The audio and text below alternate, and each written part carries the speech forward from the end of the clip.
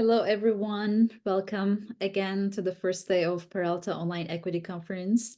I'm super excited to introduce our next presenter today, Julia Payne from Urban Institute, and she will talk about insights from the CTE CoLab strategies for advancing racial equity in online post-secondary CTE.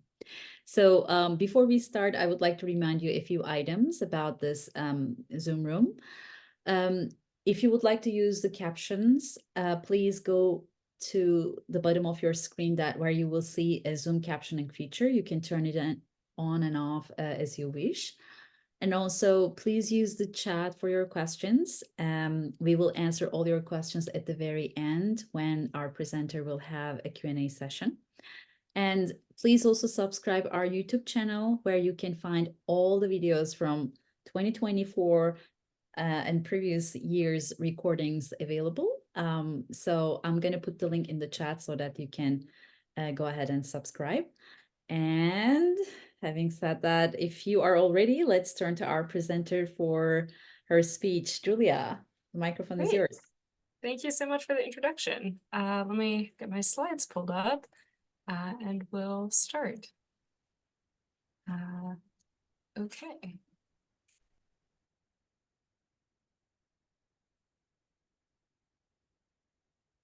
All right. Well, thank you all for joining us today. I'm really excited to be here. So as Didem introduced me and shared, I will be sharing strategies for advancing racial equity in online post-secondary CTE. I'm sharing insights from the CTE CoLab Initiative. My name is Julia Payne, and I'm a research associate at the Urban Institute. Really excited to be joining you all here today and learning about the innovative ways that you all are promoting equity in higher education. So I hope that you find this helpful. And I would love to get to know, oh gosh, sorry. I'd love to get to know who's in the room here with us. So if you are comfortable sharing your name and organization or college in the chat, I'd love to see who's joining us. So I'll start today with a brief overview of the CoLab Initiative, and then I'll share some of the key data insights from the research that this initiative generated. And then I will move into sharing more about the equity action planning process that our participating colleges went through and some of the concrete strategies that they implemented as part of this initiative. And as Dee Dee mentioned, I will hold time for a Q&A at the end of the session, but I also do my best to manage the chat and see if I can answer any questions that come up there as well, especially as we have a smaller group today, so I don't mind pausing at any point. Great. So what is the CTE CoLab? The Career and Technical Education is a collaboration led by the Urban Institute with support from several partner organizations. This initiative was launched in fall of 2020 with support from the ECMC Foundation, and it is focused specifically on credit-bearing CTE programs, and the CoLab aims to address racial disparities in academic and career outcomes for students of color, especially students who are Black, Latinx, or Indigenous. And this came at a really critical time right after the start of the COVID-19 pandemic, as many CTE programs moved online. So it really seeks to build knowledge about strategies to address racial equity gaps at that intersection of CTE and online and hybrid education. So the CTE CoLab convenes a research-informed community of practice of community and technical colleges that's focused around building knowledge and developing tools to address inequities for students of color in credit-bearing online CTE programs. So really see this as a hub for research and critical issues affecting historically marginalized students enrolled in online programs, and also kind of a collection of promising strategies to close equity gaps in these programs, either through classroom level practices, institutional level practices, or policy. And there is a QR code to our website, but I will also drop that in the chat, as well as our contact information if you have questions at the end of this presentation. So a lot of the resources that I mentioned in this presentation are on the website. And through this work, we really seek to promote equity consciousness, whether that's in curriculum or among faculty or in the college's culture, And we are also hoping to build knowledge around the necessary tools, trainings, and conditions for online learning. So 12 community colleges have participated in the Community College of Practice to date. In phase 1 of the initiative, which ran from June 2021 through April 2023, we had these 12 colleges and each program that they were focusing on next to the college. And so in this phase, colleges identified and started to implement equity-centered approaches to online teaching and learning in credit-bearing CTE programs.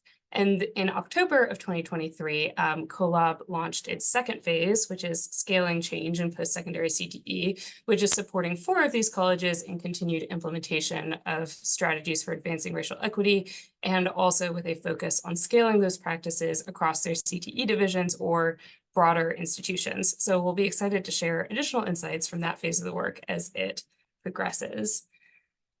So a little bit about why this work.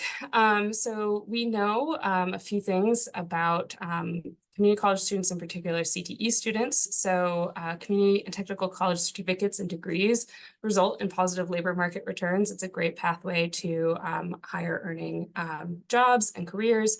And CTE students in particular are more likely than all students in community and technical colleges to be Black or Latinx. CTE students are also more likely to be older than 23, have dependent children, work more than 30 hours a week, and be first-generation college students. And we also know that among students in CTE programs, Black and Latinx students have significantly lower outcomes, including GPAs, degree completion, and job attainment in their field of study. So these disparities are also larger among students who took at least one course online or were in an online program when they started their CTE program. So that really motivates all of this work at the intersection of those things. And then, of course, as you all know, online and hybrid learning is becoming more and more common, especially after 2020.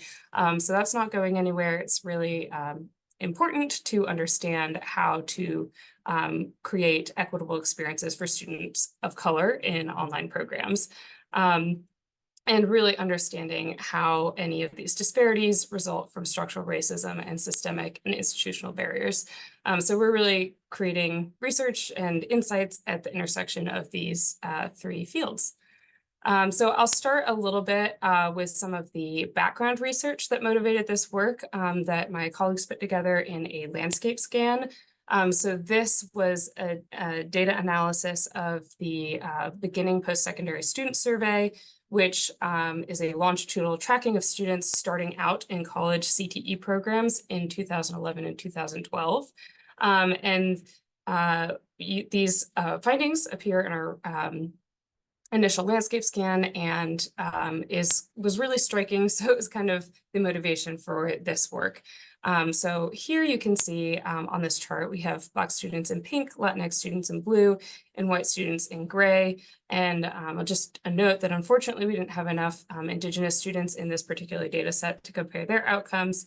But we are looking at GPA on a 4.0 scale.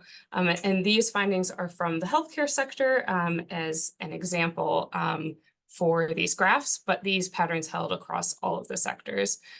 So as you can see, across all students who started in a CTE program at a community or technical college, among white students, the average GPA was 2.8, while it's 2.6 among Latinx students and 2.2 among Black students on average.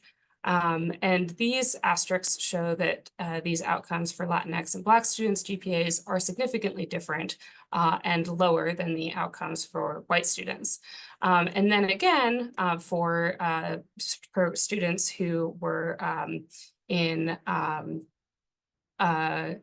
online programs, these are lower across the board, and also those gaps are wider. Yes, and I see your question on why Asian students were included. I suspect that's also due to data limitations in this data set, but I will share results from our CoLab initiative in a minute that will include Asian American students. We can also look in this data set at the outcomes from earnings 6 years after starting these programs. while controlling for the highest degree. So this would be students who ultimately earned an associate's degree and are in the healthcare sector and are working. So this does not include anybody who is not employed. So here again, you can see that on average, white students were earning just over 28,000, whereas Latinx students were earning around 25,500, and Black students who started in the same programs were earning less than 20,000. So by this, Latinx students earned around 2,600 less than white students, whereas Black students earned more than 8,000 less than white students on average. And these gaps are even larger among the students who started in an online program. So here you can see that white students earned about 22,700 on average, and Latinx students earned less than 14,000, and Black students earned less than 11,000. So this means that the earning gaps were more than 8,800 annually on average for Latinx students, and more than 12,000 on average for Black students who started in online courses or program. So this really means that Black CTE students earned less than half what their white counterparts did when comparing students who started in the same program in the same year and eventually earned the same degree. So did all these students complete the same certificate or degree? Yes. So these were all students who ended up earning an associate degree. And there was a gap in completion as well. That was one of the outcomes that we did look at. So yes. So these are a few of the outcomes that we documented and show in that landscape scan. And we know, at least for the earnings, that those gaps likely relate not only to opportunity gaps stemming from their educational experiences, but also to racial earnings disparities in the labor markets, where Black and Latinx workers are systemically discriminated against and face structural barriers to entering high quality jobs with greater upward mobility. So this really motivated all of our work. And again, these disparities we know result from structural racism and systematic and institutional barriers. So that motivated the focus for this work.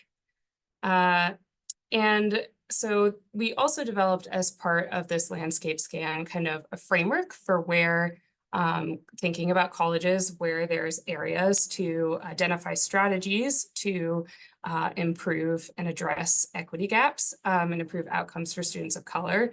So we had 3 different levels of focus in the individual classroom or online classroom, at the program level and at the institution level. In the first phase of the CTE CoLab, we focused specifically at program level equity action and implementation. And then in our current phase of the work, we are focusing on scaling some of those equity actions at an institutional level. And within each of these areas, we had a few key areas of action that could include a few different things. So first kind of bucket of implementation is overarching equity practices, which includes disaggregating data to identify equity gaps, developing equity consciousness, and use of and access to technology. The second area is student engagement, around encouraging engagement, providing student supports, and addressing technological needs. Another area was around curriculum design and delivery, which is centering equity and in the design and delivery of coursework. And then the last bucket is pathways to further education and meaningful employment in the field. So ensuring that students are connected to high quality pathways and receive the necessary supports for navigating the transitions from education to the workplace. So I'll come back to these when I talk about some of the strategies that the colleges did. We'll get a little bit more concrete. But first, I'm going to talk about some of the data insights that came specifically from the CTE CoLab. So this will look very similar to the national data. And as I mentioned earlier, there's a bunch of disparities in outcomes of learners at a national level, and that includes the graduation and earnings outcomes. But we can also see these gaps at a short-term, programmatic, and course level. So as part of the CTE CoLab research activities, we looked at each program's course outcomes. We collected student academic data from all of the participating college programs and found that these equity gaps appeared even in the short term. So this was from the calendar year of 2022, the spring and fall semesters, and it shows 3 course outcomes within the CTE CoLab programs: received an A, passed, and did not withdraw. So overall, white and Asian American and Pacific Islander students' course outcomes were above the average, whereas Black and Latinx students' outcomes were below the average. So we really want to emphasize that in all of these analyses, we attribute these disparities to structural and opportunity gaps. But this also suggests that programs and colleges can change their structure to reduce disparities by race and ethnicity, and that programs and instructors can identify these differences early on, and that some of even those long-term gaps may be preventable through course and program level interventions. So findings from data like this were, again, a large motivation for the work. And as we provided colleges back with their own program level student academic data, colleges could use this to identify areas of action and additional support. It allows us to be really precise about the equity gaps that our work is addressing. So here's another example of this that really mirrors that national data. This is where you can see more equity gaps. So here, students identified as American Indian, Alaska Native, Black or African American, and Hispanic or Latinx have below average cumulative GPAs relative to their white and Asian America or Pacific Islander peers who had above average cumulative GPAs. So that is, again, the same outcome that we saw in the national data, but again, here on a short-term kind of level. And so unfortunately, we couldn't conduct long-term analyses on the CTE CoLab student academic data, so we didn't see anything in the long term around student graduation rates or earnings outcomes, given the time length of the program and data available.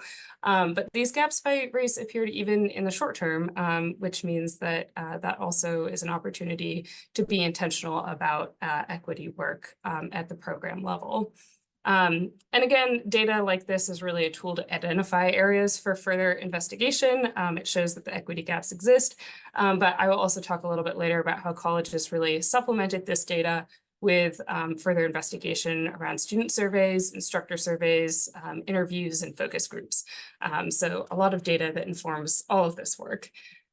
And we also wanted to look at course outcomes disaggregated by modality to understand the online component of how students were performing in the CTE CoLab colleges programs. So the large majority of CTE CoLab courses were delivered fully online, which was expected given the focus of the initiative. But what we found really striking was that students had slightly better outcomes in the hybrid courses. So they were more likely to receive an A, pass, and not withdraw. But students had relatively worse outcomes in fully online courses compared to hybrid and in-person courses. And this mirrors some existing research findings. And there's a bunch of different reasons why this might be the case. Some variations may result from the kinds of courses that are offered in each modality, or the characteristics of students who select into different types of courses. So this is an area for further research. We don't totally know what's going on here. We'd love to find out more about it, and just found it really interesting. And the key finding here is that maybe something is happening. We want to understand better what's happening in hybrid courses and how those strategies could be applied to fully online courses as well. And so throughout this whole initiative, data really played a key role in informing action. And we really see equity as both an outcome and a process. So equity is an outcome, meaning that we want to achieve a world in which race does not determine your opportunities and success in life, so that none of those gaps that I just showed in the data would exist, as with equity as an outcome. And then we also see equity as a process, meaning that we have to take intentional steps to transform our practices, structures, and culture to achieve that outcome. And we really see that one of the first critical steps in understanding how racial equity gaps affect student success is in collecting and disaggregating data. It's looking at the existing data, whether that's national or student administrative data, and then also supplementing that with newly collected data through instructor surveys, student surveys, focus groups, and then breaking that down by race, ethnicity, or other characteristics to inform strategy development. And one of our college partners described this really well from WSU Tech. They said, disaggregating data involved getting in the habit of looking at the data and the story it's telling us, and looking at what we are doing that is contributing to this outcome, what do we need to start, what do we need to stop, and what do we need to do differently? So that really summarizes how the colleges were thinking about data throughout the course of this initiative. And as you can see on the slide, this is just some of the data that they pulled together, both from the Urban Institute team providing them with support, and also that they embarked upon on their own, a lot of the student surveys and focus groups that they did within their own programs. So one of those things that we did was an instructor survey, and we asked instructors about whether or not they were disaggregating their own data. And so in the first year of the CTE CoLab Initiative, 20% of instructors reported disaggregating student data or comparing outcomes by race, ethnicity, or any other category. And in the second year of the initiative, that number went up to 29% of instructors. So this increased, but it was still not a super common practice. And so on the slide is a little bit about what instructors said when we asked them what they kind of thought about disaggregating their own student course outcomes by race, ethnicity, and other categories. So still, some of the reasons that instructors did not want to disaggregate the data was that it was either not available to them or they were unsure about how to do that. And then some were concerned as well that looking at data would lead to bias, assumption, or stereotypes. However, the instructors that did disaggregate the data or who received disaggregated data on their courses noted that this really helped them revise their course materials. They also noted that it was important because it provides them real-time insight into any potential disparities among student groups. So we think that it was really beneficial to them, and instructors can identify and track the opportunities for students in their courses before it's too late. So the instructors that did use this found it very helpful for examining their own teaching practices and redesigning their approach in the future. Great. So now I'll move a little bit into the equity action planning process that the colleges have participated in and some of the strategies that they implemented through this work. So this is an overview of the timeline that they went through in the first phase of the initiative. So they had an RFP, an application where they gathered some background information. They built their team and identified which program they wanted to be the focus of this initiative. And we had them start with activity 1, which was to review some of the challenges, goals, and current data to reflect on what information was available to them. They started to identify opportunities to make outcomes for students of color more equitable, and they started to develop their equity goals. So then we had them complete a current equity practices assessment that identified strengths, resources, gaps, and opportunities in each of the following practice areas, which was the student support and engagement, curriculum design and delivery, and pathways for future education and high quality employment in the field. And then they completed this process by developing the equity action plan, outlining a detailed set of goals, strategies, and action steps that we had a team of reviewers provide input on, and they also got coaching support throughout this initiative that helped them refine and then implement their goals and actions. And then we had them also complete a sustainability plan that identified a plan for continuing to track progress toward their equity action goals and any additional supports or stakeholder engagement needed to advance equitable outcomes for students of color. So at this QR code, there is a summary of each of the college's equity action plans and the strategies that they implemented, as well as the goals that they had set. That's also available on the website. It gives you a high-level overview of what they did. And I should also note that on the CTE CoLab website, these activities are available to do your own equity action planning process if you so choose. So I'll start by going through each of the areas and talk about some of the concrete strategies that the colleges implemented, starting with student support and engagement. So within this area, there are a few key actions. And one of these was to build community in online classes, making sure that students feel connected and part of a community, with the hope that that has a positive impact on retention and successful program completion. So a few strategies of note here was that 2 colleges developed email templates to encourage and increase student confidence to approach instructors. So Chippewa Valley Technical College and Diablo Valley College both provided their online students with email templates for how to ask for an extension on a deadline or help with an assignment, so that they could reach out to instructors as needed. So these templates are also available as part of our toolbox. There was also a focus on connecting students to support and digital inclusion resources that align with their needs. So several colleges worked with providers to secure laptops at a discount and implement technology loan programs, connecting students with Chromebooks and Wi-Fi hotspots. Community College of Aurora provided writing assistance software such as Grammarly, and Onondaga Community College developed modules that oriented their students to the LMS and made sure they had what they needed to be successful from a technology standpoint. And then developing new student support programs such as orientation programs and open houses was another strategy that the colleges had. So WSU Tech integrated some technology skills and resources as part of the orientation process. And Diablo Valley College also held an open house for high school students and their teachers and counselors to help future potential students understand their certificate and degree pathways, the supports available to them, and then the technology needs prior to enrollment. So a lot of these strategies were informed by data collected.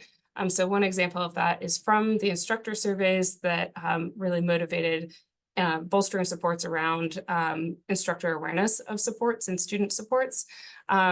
Because we know that instructors are a main touch point with the students and oftentimes the first kind of line of defense if they notice that a student might be in need of additional supports. And instructors can often connect them to those resources, but only if they are aware of them.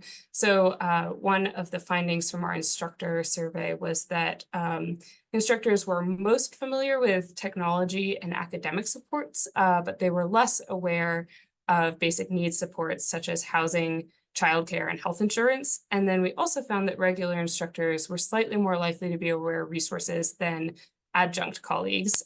So programs can really emphasize to faculty through professional development what supports are available. And so this motivated some of the work that the CTE CoLab colleges then ended up implementing. So that next area of equity action strategies is around curriculum design and delivery. So half of the colleges participating in the CTE CoLab implemented resources and developed tools to support professional development around curriculum design and delivery specifically. So Wake Tech worked closely with the college's DEI Council to collect student insights and develop a Blackboard module to enhance their faculty's ability to recognize when students face non-academic barriers and their own awareness and availability of supports. Mount San Jacinto College developed a tiered asynchronous professional development course that modeled some of the best practices for online learning. So colleges also focused on transforming syllabi and curricula to be more culturally responsive. So CUNY Kingsborough Community College involved students in redesigning 2 syllabi as part of their introductory course activities. So some of the changes include setting clear expectations, using inclusive language, and some colleges also focused on updating course materials to increase racial representation in visuals and examples that students could relate to. So these are opportunities for faculty to integrate subtle changes and take ownership of the control that they have over the format, structure, and content of course materials. So one example of note here was that Nicolet College engaged tribal elders and employers in redesigning their tribal business management program. And some of this was also motivated by the insights from the instructor survey. So we asked how often instructors used culturally responsive or diverse examples in their teaching. So as you can see here, among all instructors, 29% reported always incorporating diverse examples into their teaching, whereas over 40% of the instructors of color reported almost always incorporating diverse examples into their teaching. So this suggests that there's still some substantial opportunity for increased equity consciousness among instructors, particularly white instructors. And I should also note, this isn't shown on the slide, but this varied a lot by the type of programs. So for example, instructors in the early childhood education programs were much more likely to say that they always incorporated diverse examples compared to instructors in the mechanical and technology programs. However, we did see over the course of the initiative a positive trend, specifically in the mechanical and technology sector. So in the first year of the initiative, 57% of instructors responded that they almost never incorporated culturally responsive examples or resources into their teaching. In the second year, that went from 57% to 33% said that they almost never do. So that was kind of an improvement over the course of the initiative, and that shows where maybe professional development can play a role in furthering some of these equity goals. So the last bucket is pathways to further education and employment. So 5 colleges focused on pathways to further education and employment as part of their equity action strategies. So course orientations were identified as opportunities to provide information on jobs, careers, and employers. And enhancing collaboration with career services was a big strategy to help increase student awareness of internship opportunities in the field. Especially offering online events where students can connect to industry representatives or pairing them with industry mentors. So these are all strategies that can improve job prospects and expand networks specifically for students of color. And then college programs also had an emphasis around expanding connections to the industry and supporting career transitions through community partnerships. So Olive Harvey College had the goal of increasing their partnerships with leading industry associations as a way of increasing hiring for students of color. So they created community-based agreements to secure job placements for participants with different organizations. And then another way to engage industry partners, the college identified the importance of aligning their own equity goals with their employer partners' goals. And one of the ways to do this was through employer advisory committees. So one example of that was that Fletcher Technical Community College worked to revamp their machine tool program advisory committee, which was made up of local employer partners, and they wanted to put a stronger focus of DEI in that relationship. So they developed a handbook for committee members that kind of outlined the purposes, guidelines, and best practices for program advisory committee members. And they were also discussing how to diversify that advisory committee. So the handbook also included a member agreement that would be signed annually by the advisory board members. And the CTE toolbox also contains some really helpful resources that were developed by our partner Claire Minson on this. So there's a tool on how to evaluate a college's programs employer partnerships, and another one is a kind of conversation guide on how to engage with employers directly around equity issues and goals. So more information on all of these strategies is in the toolkit on the CTE CoLab website. And we'd love to hear from you all as well. I have a few discussion questions, and I'm happy to answer any of your questions. I just have one last note about kind of where we see some of this work going in the future and what we are interested in learning more about. So as I mentioned, one of the biggest ones is understanding how change can happen at an institutional or system level. So that's some of the work that we're doing in this next phase of the CTE CoLab. So understanding how to scale up some of these practices. Other research opportunities that we've identified include doing some more rigorous testing of these strategies adopted, and that would be through kind of rapid cycle evaluations or something like a quasi-experimental design or an RCT. We're also interested in exploring kind of new dimensions of equity, including things like how equity action planning can help students with disabilities or rural learners. And we're also interested in exploring the impact of technological innovations on career-focused education, including AI, which I know is a very popular topic.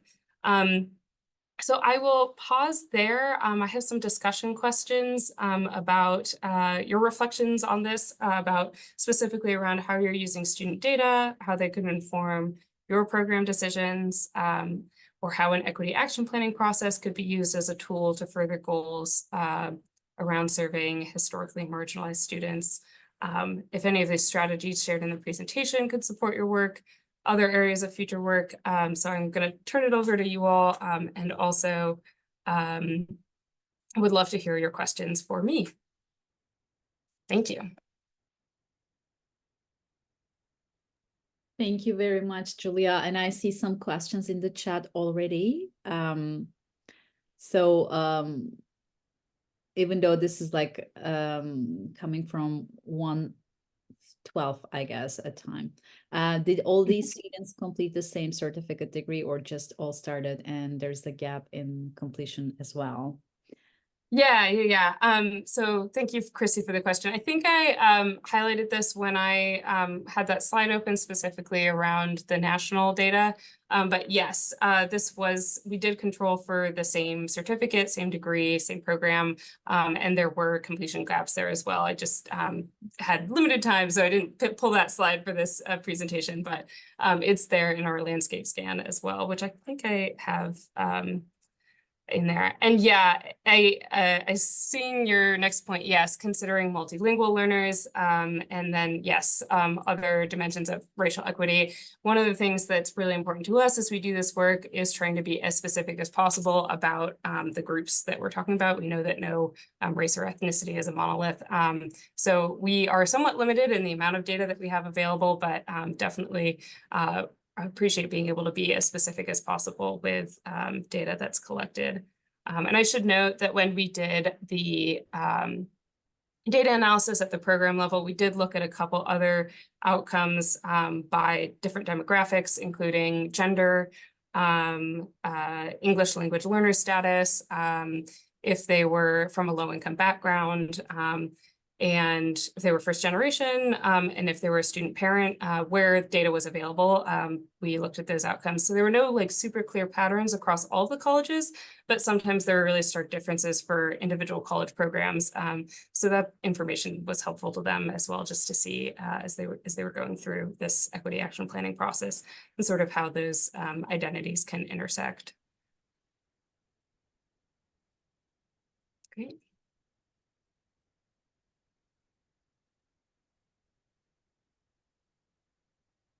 Okay, it seems like we don't have any other questions.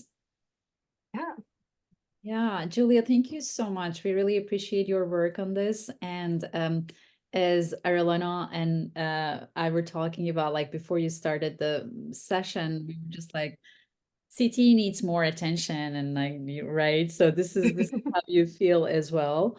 Even though that I just heard from my colleague that in the other room, which has an AI presentation, AI is so hot topic. Maybe we can find a way to include AI and CTE altogether so that, but that's wonderful. Thank you so much again. We appreciate your work. And everyone, if you would like to stay in this room, in the upcoming session will be about best practices for a student-run and student-centered service project. And we have other 2 sessions in A and C rooms. In room A, we have encouraging equity and engagement through e-portfolios in the age of AI. And then in room C, we will have building a community of practice around equity-minded pedagogy.